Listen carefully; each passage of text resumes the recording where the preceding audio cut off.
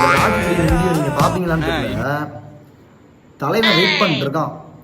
ஆர்சிபிக்கும் சிஎஸ்கேக்கும் நடக்கிற ஒரு match CSK ஜெயிச்சிருச்சுன்னா தலைவன் சூற விட்டுருவான். அவங்க தற்கூரி ஒன்றும் தெரியாது, ஐபிஎல்லாம் என்னன்னு தெரியாது, கிரிக்கெட்னா என்னன்னு தெரியாத பயிலுக ரொம்ப பேசிட்டு இருக்காங்க. தற்கூரி என்ற 17 வருஷமா விட்டதை இனிமேட்டு பிடிக்க போறோம். 2 வருஷம் குசுவையா விட்டது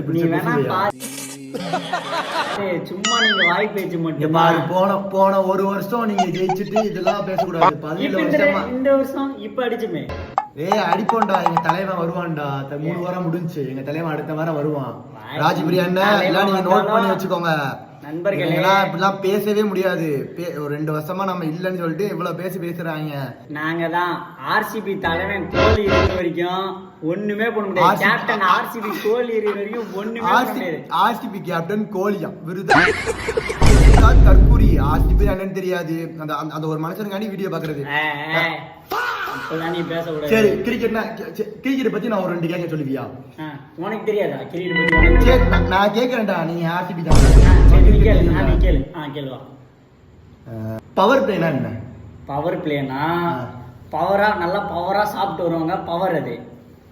பிளேனா விளையாட்டு தான் பிளே. நல்லா தெம்பா திண்டு வந்து அடிக்கிறது தான் பவர் பிளே. பேர் தான் எங்க ஆளு கோலி பேர் எதுக்கு வச்சிருக்காங்க பவர் பிளேன்னு. பவரா வந்து அடிப்பாரு. அவர் பேரு பவர் பிளே கோலியா? ஆமா, அவர் நல்லா சாப்பிட்டு வந்து பவர்ல அடிப்பாரு. உனக்கு தெரியாதா? அவர் வந்து நல்லா சாப்பிட்டு வந்து அடிக்கிறது பவர் பிளே. பாத்துக்கோங்க, நல்லா சாப்பிட்டு வந்து அடிக்கிறது பவர் பிளே. ஆர்சிபி எப்படின்னு உங்களுக்கு தெரிஞ்சிருக்கும். இப்போ நம்ம தான் தப்பா புரிஞ்சிருக்கோம். நமக்கு தான் பவர் பிளே என்னன்னு தெரியல. சாப்பிட்டு விளையாடுறதுதான் பவர் பிளே. ஆனா ராஜ்பிரி அண்ணா இதெல்லாம் நீங்க நோட் பண்ணிக்கோங்க. இதெல்லாம் பேசவே கூடாது. நம்ம நோட் பண்ணிக்கோ. நீங்க புரிஞ்சுப்பீங்கன்னு நினைக்கிறேன். கமெண்ட் பண்ணிட்டு போங்க.